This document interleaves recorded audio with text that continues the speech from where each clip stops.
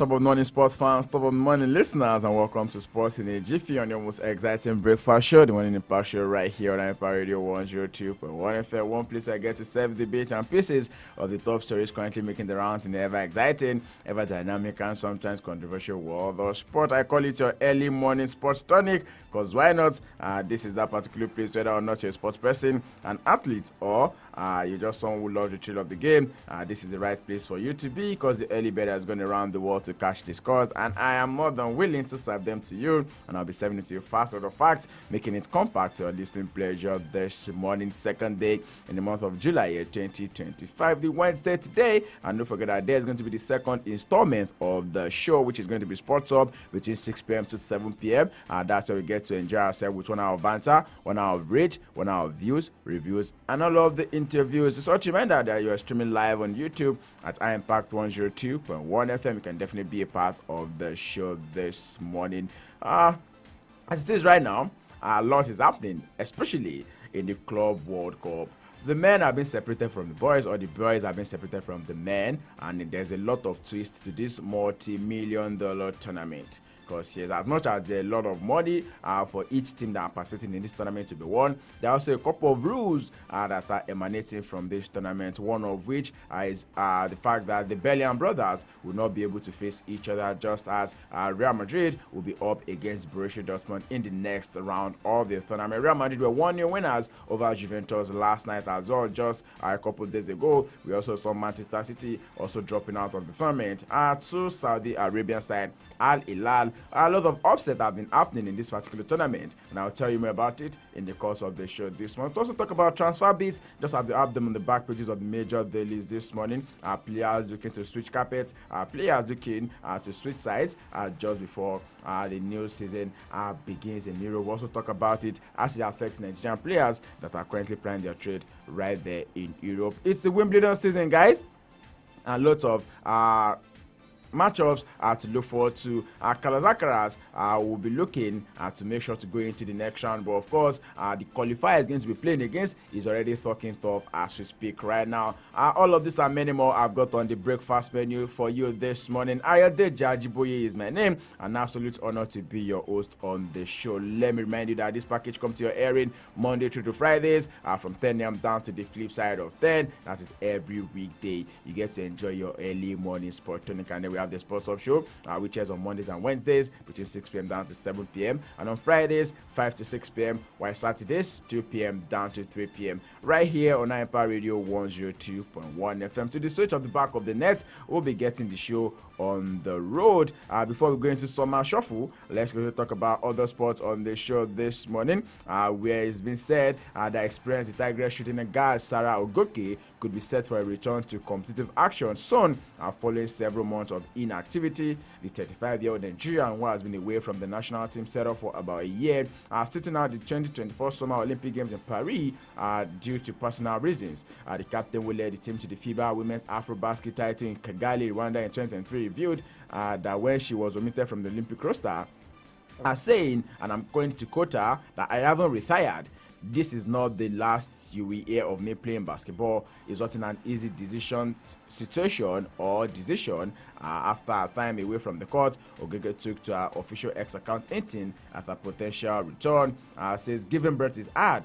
Basketball is easy, she wrote in a post accompanied by several practice videos of herself on court. A message definitely to a lot of basketball enthusiasts implied that she may have given birth recently, hence the reason for her prolonged absence and also some other personal reasons right there. After talking other sports on the show this morning, it's been said that the new appointed National Athletics head coach Solomon Aliyu has pledged sweeping reforms aimed at rebuilding Nigeria's technical coaching framework and restoring discipline across the federation's programs.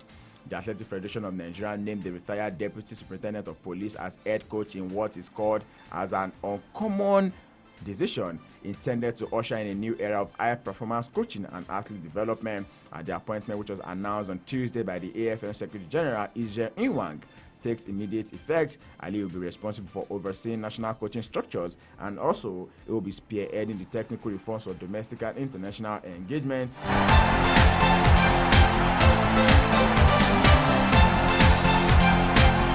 Another story is this morning. Nigeria's highest-ranked fencer in Bro remains confident that his dream of qualifying for the Los Angeles 2028 Olympic Games is still alive despite exiting in the knockout stage of the individual men's sabre event at the 23rd African Fencing Championship in Lagos. Egypt won the tournament, which was hosted from June 25 to 29 at the Cheddar House, Lagos. And Nigeria's fencing sensation Bro and Nigeria's highest-ranked fencer at the both junior and senior levels showcased his talents at the Continental Tournament, which concluded over the weekend in Lagos. He advanced to the group stage, competing against a field of seasoned athletes. Though disappointed with the outcome, the bronze medalist at the 2025 African Junior Championship remains undeterred in his Olympic pursuit. Anyway, from that, head coach of the Yellow Greens and high performance manager of the Nigerian Cricket Federation, Stevie Tikolo, is optimistic that the team is making significant progress in their bid to pick up the 2026 ICC T20 World Cup ticket. The men's senior national cricket team resumed camping in Lagos last week ahead of the 2026 World Cup qualifiers and also the ILT 20 Cup. After winning the African Sub-Region C qualifiers last year, Tikolo's men will go up against 7 other countries in the qualifiers, which is going to be held in Zimbabwe from September 28 to October 4. Before then, they will also play the ILT 20 Cup from July 13 to 30 in Uganda. Ahead of the tournament, the former Kenya player is joining 21 players at the Tafawa Balewa Square Oval in Onikon, Lagos, and is happy about the progress before dropping his final list of the players of the athletes that will be representing the Yellow Greens.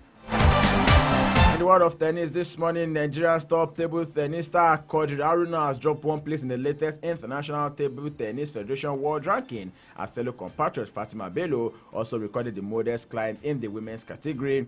In the ITTL Week 27 ranking published yesterday, Haruna fell from 23rd to 24th in the world despite maintaining his total of 1,140 points. The 36-year-old, who did not participate in any event during the review week, was overtaken due to point movement by other players. His current position is based on cumulative points from past performances, most notably his runner-up finish at the 2025 ITTF African Cup in Tunis, which earned him 350 points, and a semi-final showing at the WTT Star Contender in Doha earlier this year, which also added about 210 points to his all. While Haruna saw a drop, Nigeria's Fatima Bello offered a bright spark on the women's side, moving up 4 places to rank 92nd in the world with 230 points. Bello, who has not competed since May at the World Championship in Doha, benefited from favorable adjustments in the rankings as well.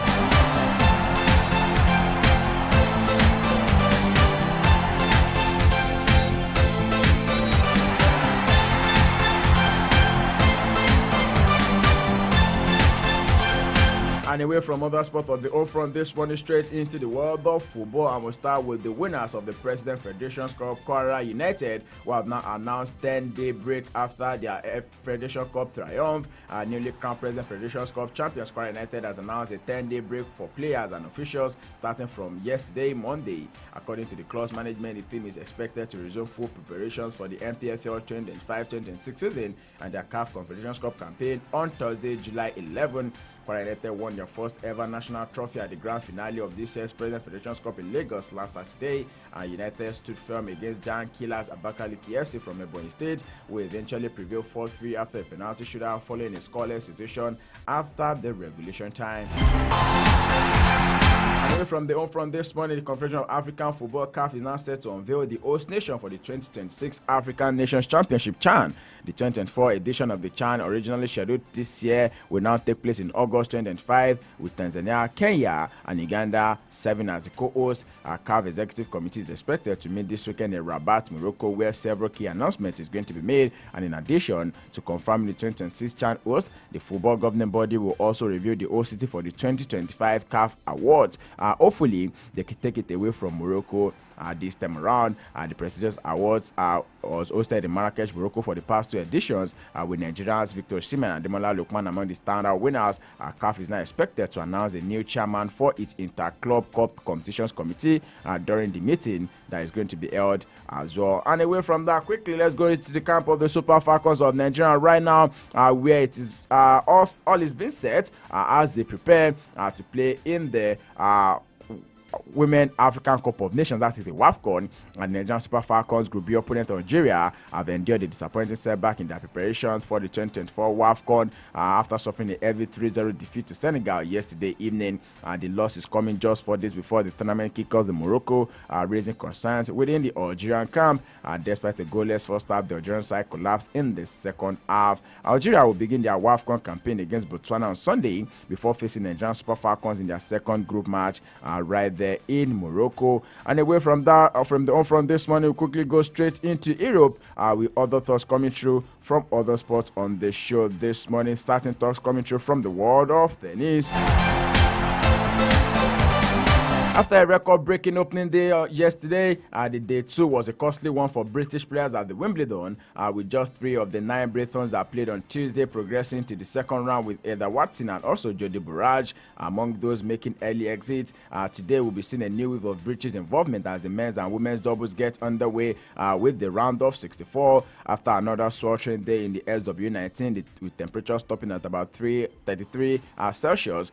Cooler conditions are forecast for the day 3 of the championship. World number one, Aryna Sabalenka gets things underway on the center court at about 1:30 p.m. today against Maria Boskova.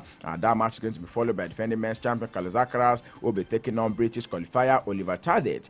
British number 1 Emma Raducanu will close play on center court against Marketa Vondrousova, the 2023 Wimbledon champion. And another Briton, Cameron Norrie, is first up on the court when he takes on American 12th seed Francis Tiafoe at about 1 p.m. as well, followed by compatriot Katie Butler will be playing against Solana Sierra before American 5th seed Taylor Fritz will be ending the day's play against Canadian Gabriel Diallo. In total, there will be about 7 Britons in singles action in today's match days. Away from the show court, we'll also be having Billie Harris face Portugal and Nobogues on court 2, while Arthur Ferry, who are fresh from defeating 20th seed Alex Popyrin in first round, will later play on the same day against Italy's Luciano Daderi.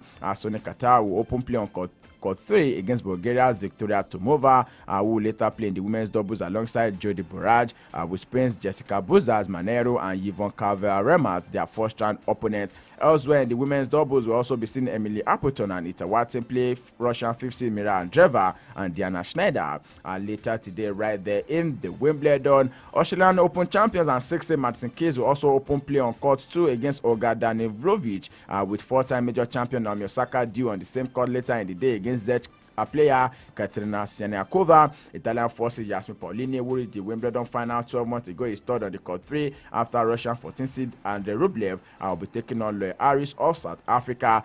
Brazil teenager João Fonseca, who beat Britain's Jacob Fairley in the first round, faces American Jensen Brooksky first up on the court 12, where Elina Svitolina, who has twice reached the last one at Wimbledon, will play the last game later today.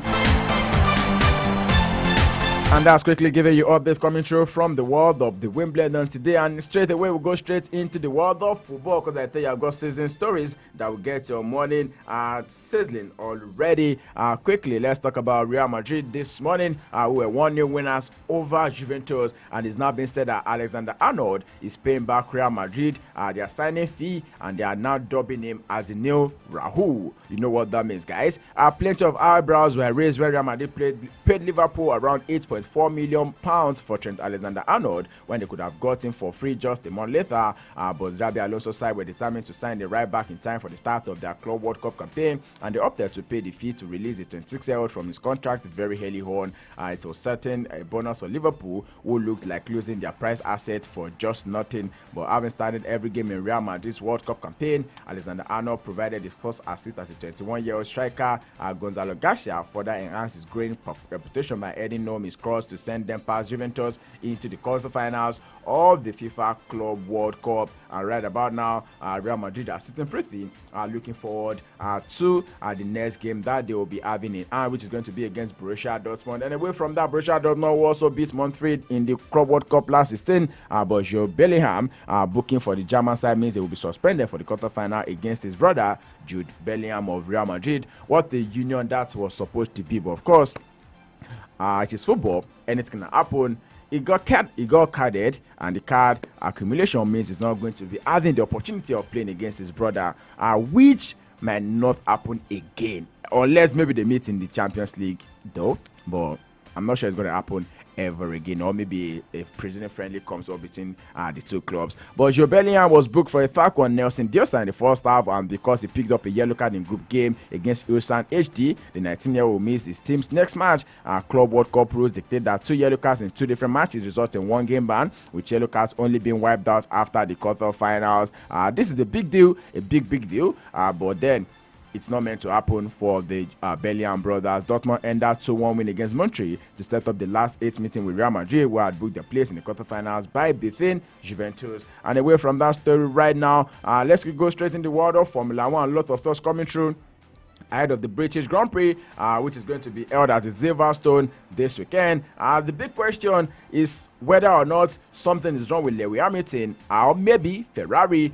Lewis Hamilton says the first 6 months of his time at Ferrari through 2 different prisms. Everything generally outside of the racetrack is going amazing, he says, and he couldn't be happier in that respect, and he's trying to work as hard as he can to make sure that it's reflected into his results. Of course, he wants to be in front, and obviously it's not happening. At the front is an exception, as he has not been. Hamilton has not had the start to his Ferrari career he would have wanted.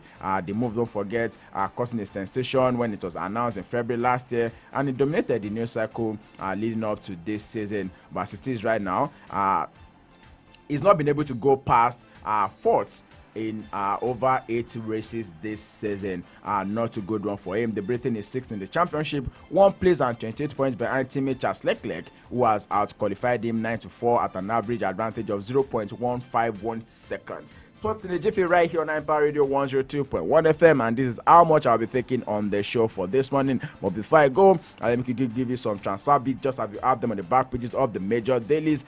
Just as I mentioned it earlier, it's a season of summer shuffle, and likes of Victor Osimhen and even Ademola Lookman, and on the wish list of a couple of teams, with Lookman being tagged a mega price tag by Atlanta right there. They are slapping a whooping 45 to 50 million euros on the 2024 African Player of the Year, and it's now been said that which team is going to be able to cover this money for Ademola Lookman. It's also been said that Manchester United attacker Marcus Rashford might just be on his way out of Old Trafford finally before the new season starts right there. But where it's going to be headed, I say very much as alternative to Luis Diaz, the Liverpool player right there. Sports in a Jiffy on Empire Radio 102.1 FM. I'll be back here later this evening, 6 p.m. down to 7 p.m. on the Sports Up Show, where we do 1 hour of banter, 1 hour of rich, 1 hour of views,